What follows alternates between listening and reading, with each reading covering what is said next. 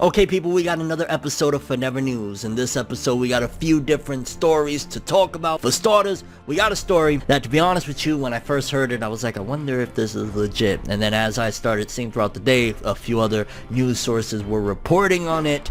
And I feel as though this move that might happen will be very, I don't want to say devastating, but it will definitely be very huge and potentially a bad thing for the anime industry, in particular in the West, but essentially as a whole, because a lot of revenue that comes from the West helps to sustain the anime and manga industry. And this piece of news, yeah, we're gonna talk about it. And then we also got some news for Jujutsu Kaisen. We got the opening, ending, and as well as big news, because a lot of people, I'm sure, are like, yo, when it comes out, is it going to be a Netflix exclusive? Is it going to be on Amazon? What's gonna happen with it? We got you covered on what's going down there, and I'm really thankful and excited that it's not going to be bad news for it. I could tell you that much before we jump into the full story. It's not bad news, it's pretty damn good news, because people were worried when the reports came out that the studio that it was attached to, they normally licensed to Netflix or Amazon, I believe it was, and you know that's never a good thing, especially for the popularity of these series. So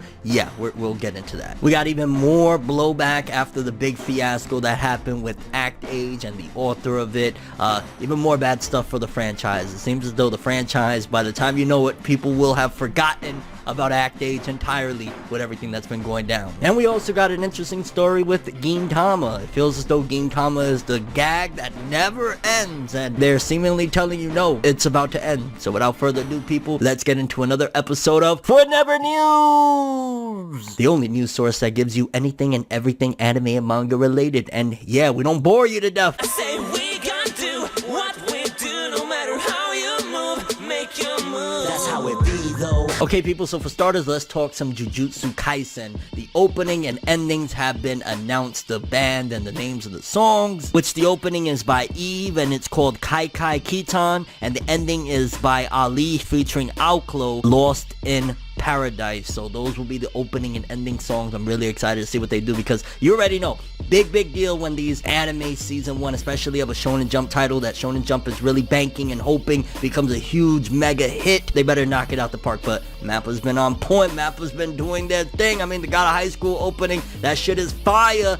Well, let's see what they do with Jujutsu Kaisen. But also, while we're talking about Jujutsu Kaisen, people were worried, I want to say back in December when things were coming out regarding Jujutsu Kaisen, that it was going to go to, I want to say they were saying Amazon, because of one of the publishers behind the anime and behind the production and shit like that. People were like, oh no, because y'all know, if it's Amazon or Netflix, it usually means the graveyard, because not many people will get into it. Look at a series like Vinland Saga, one of the best anime, I'm going to repeat, one of the best anime, Vinland, V-I-N, Land Saga, Vinland Saga, one of the best anime in the last 10 years. It went to Amazon, and a lot of people watching this video right now don't even know what the fuck it is. That's how detriment that shit is. So Amazon and also Netflix, I think they're getting better. It's getting more popular, but it's still a big delay, considering that they usually wait 3 to 6 months after a show finishes to put it on the platform. But thankfully, we got a big announcement that Crunchyroll got the rights, and in October, Jujutsu Kaisen will be available on Crunchyroll. You can definitely expect, at the very least, for me to do an episode, but I imagine myself doing more than just an episode. At the very least, either doing every few episodes, or when big events happen. I definitely want to keep on talking about Jujutsu Kaisen, because I love the manga, and I could imagine what Mappa's going to do with that anime, especially it's going to be seasonal, I'm imagining, so can't freaking wait. But yeah, if you were skeptical and worried, like, oh, are they going to put it on Amazon? Is it going to be Netflix? Are they going to do us dirty? No, Crunchyroll will have it, which means it'll be, you know, within an hour, half an hour of the Japanese premiere, you will be having your episodes of the Jujutsu Kaisen anime. It's gonna be hype. Next up, some more terrible freaking news for Act Age. As most of you know by now, Act Age, the manga, was canceled after the arrest of the author, and yeah, things have just spiraled out of control since then. The manga was swiftly canceled. The last chapter, a lot of places didn't even display it. I think it went into the 36/37th issue of Shonen Jump, but Manga Plus, and I believe even Viz Media's platform of Shonen Jump in the West, did not publish it, and Act Age, they're just burying it. But beyond that, apparently the stage play that was set to debut in 2022 for Act Age, they were doing auditions currently, has been canceled as well. They got rid of that, and they're taking it even a step further, because people did some due diligence, went into Shonen Jump's site of all their active series, and they even removed Act Age from the active series list. If you go on it, I mean, they still even have Hunter x Hunter on the active list, despite, you know, the ridiculous amount of hiatuses it takes. Like, so they really want to bury this and sweep Act Age under the rug. I mean, don't get me wrong, they did take responsibility, they did come out with a statement, and they axed it and all that shit, but it seems as though they really want to bury it and act like this series did not happen. And I gotta keep on saying this, of course, the victims is number one of the people that were affected directly from what the author did to them, but then also you gotta look at the fans that were, you know, really excited about all this. Is like in the middle of, I don't even know, I'd never read it, so I couldn't tell you, but I'm imagining in the middle of the story, it's just out of nowhere, hey guys, it's over, whatever you thought was about to happen, it doesn't matter. So I know fans that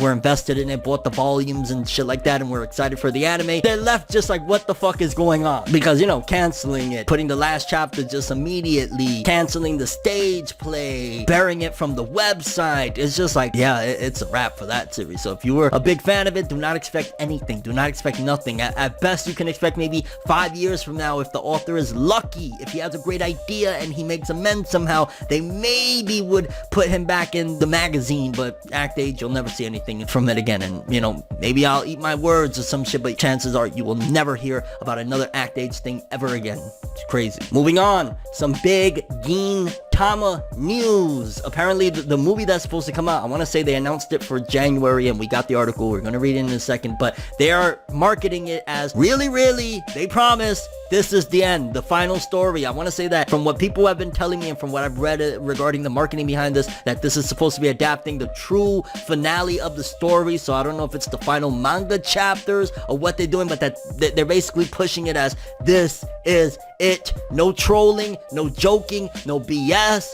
This is the finale of Gintama, which it makes sense. I mean, the, you know, official manga ended how many years ago now? Sorachi ended Gintama, so it's been a while now. I'm surprised they're even still doing any more of it, although to be honest with you, I don't see why it needs to be the end and like, oh, there'll never be nothing else of Gintama, considering like it's a big franchise. What's a movie every few fucking years gonna hurt, especially for the fandom that loves it and shit like that? Like, yeah, let's read the article. Gintama, the final movie, announces release date of January 8th, 2021.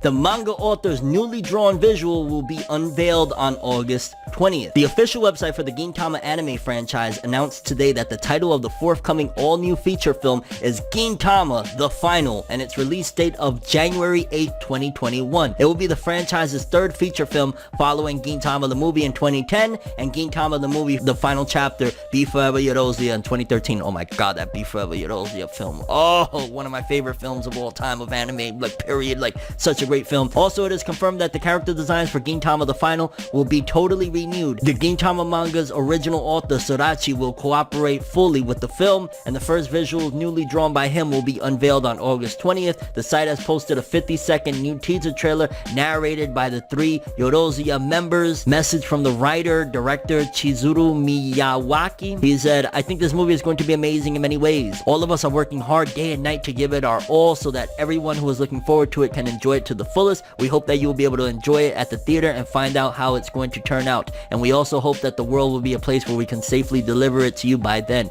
Anyway, I just finished drawing the whole storyboard for the film the other day, so I can't tell you anything good about it yet. And everything I've seen so far, they've been pushing like, no, this is it. This is the finale, the final. That's why they're calling it the final. So more than likely, unless this like destroys the box office, I don't see them doing Gintama for a while. I'm not gonna say that, you know, despite them saying the final, that this is going to be the last thing of Gintama ever, because I mean, look, the Naruto, the last movie, was like supposed to be the ending, and then at the end of it, oh yeah, there's another one, it's Boruto, you know, like, and Naruto and them are gonna be involved in it, and then there's gonna be a whole Boruto anime that, so, you know, you never know when they say the final, depending on the success of it, could lead to more. But yeah, always sad to say, because Gintama is such a legendary very staple of Shonen Jump, and it was almost like a commentary of the magazine every now and then when they would do parodies of like what was going on in the scene and shit like that. Like, I'll never forget when they did the Ichigo Final Getsuga Tensho parody and so many others, like amazing stuff. So yeah, Gintama, January 8th, 2021, assuming everything is good.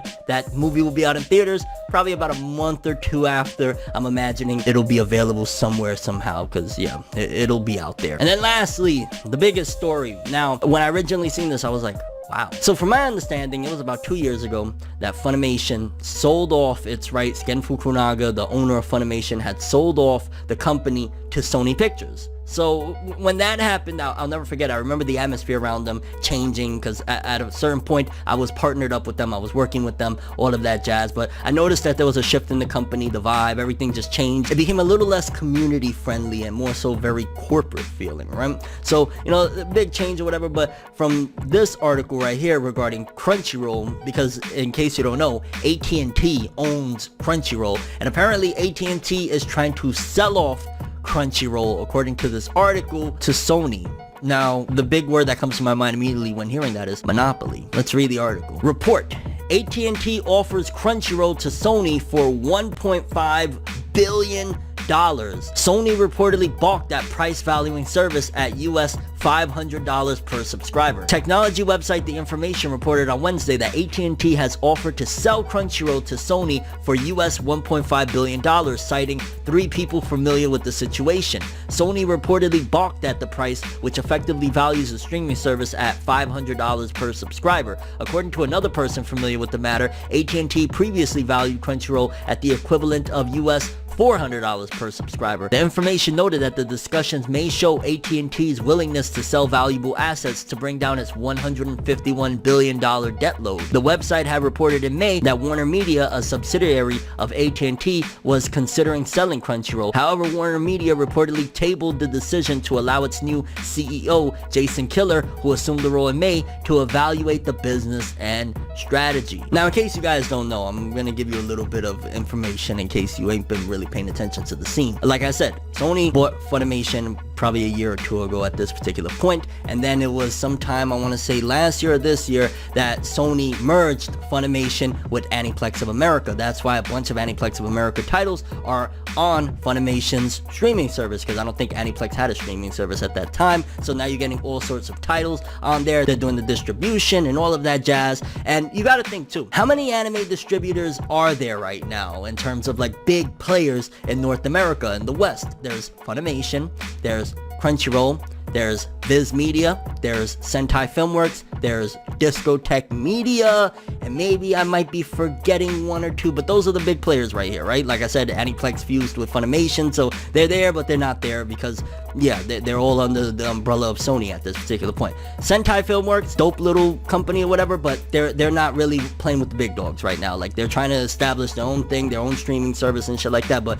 they're really not, in terms of competition, they're not up there. Like, Crunchyroll just got rid of 77 of their titles and shit like that. So Sentai, not a big problem to them. And by the way, also Amazon was there at one given point with Amazon strike, but as of right now, they get like 1 or 2 anime a year, so they're not a big deal either. Discotek Media is even lower than Sentai Filmworks in terms of the power structure. They get like the really old titles, or the titles that nobody really cares for. They get it at a decent price, I'm imagining. So Discotek Media, not a big issue. And Viz Media, their focus never really has ever been on anime. Like, they get a couple of huge titles, and for the most part they focus in on the manga. Like, Viz Media has like majority of your favorite popular manga, but anime wise they got like, you know, Boruto, Hunter x Hunter, you know, like a few of the big ones, but they don't have like a large catalog. They never really have. They focus mainly on manga. So then that leaves you with Crunchyroll, which their biggest bread and butter is of course the streaming, and Funimation, which Funimation has acquired Aniplex of America. I've noticed recently as well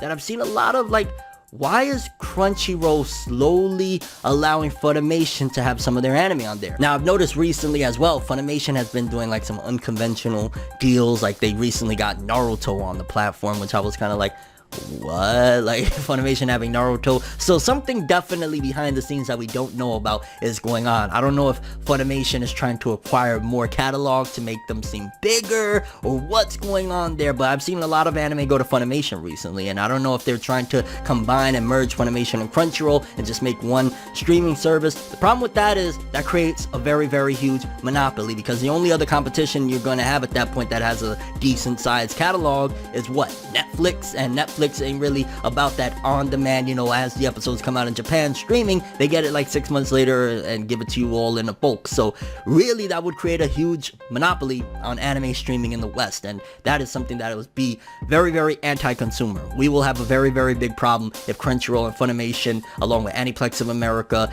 and all of their catalogs, is all under one umbrella. They could decide, you know what, you guys are paying $6.99 whatever for each month, we're gonna hike up the price, you're gonna have to pay $14.99. We got all this anime now, which I don't really want to pay all that. Like, I don't think a lot of people want to pay all that. So it's interesting to see where this is all going to go. I'm going to keep you guys updated if there's any other information, whether or not AT&T goes through with a big sale to Sony of Crunchyroll. But yeah, this could be very, very bad for the West, because again, having a monopoly is never good for the consumer. But I'm curious what you guys think about all these stories. How do you feel about the Gintama final film coming in January? Are you excited for it? Will you be watching? And do you really think that it's going to be the final Gintama film? Also, how do you feel about Act Age's stage play, as well as the series being removed from the website? Again, it is what it is. It's over for Act Age. We just all gotta keep it real. Jujutsu Kaisen coming to Crunchyroll in October. Very, very big stuff. Again, I'm expecting and hoping that those opening and endings are really high-key great, because there's a lot riding on Jujutsu Kaisen to be a hit. You gotta think right now. Shonen Jump has lost how many big series? Demon Slayer ended, Act Age ended, The Promised Neverland ended, Haikyuu ended. They need a hit now. And your thoughts on AT&T potentially selling off Crunchyroll to Sony, which would effectively combine it with Funimation? Do you think that could be, is there any upside to that for the, you know, consumer, the average consumer that uses these streaming services? And your thoughts on anything I talked about in this episode of Fornever News. But that is all I have for this one. Thanks for watching. Hope you enjoyed. If you liked anything I had to say or enjoyed the video, drop me a like. I'd greatly appreciate it. And if you want more from me, make sure to subscribe. Follow me on Twitter, Instagram. Hit that bell to get all notifications. And if you want to follow any of my other social media, links in the description below. I'm ForneverWorld, and as always, people, have an awesome day. And remember the golden rule: anime and manga for life, boy. Have an awesome day. Peace in. It's nights like this, in times like this, What's that? that I can give another hit. But I've got this inside a switch, a natural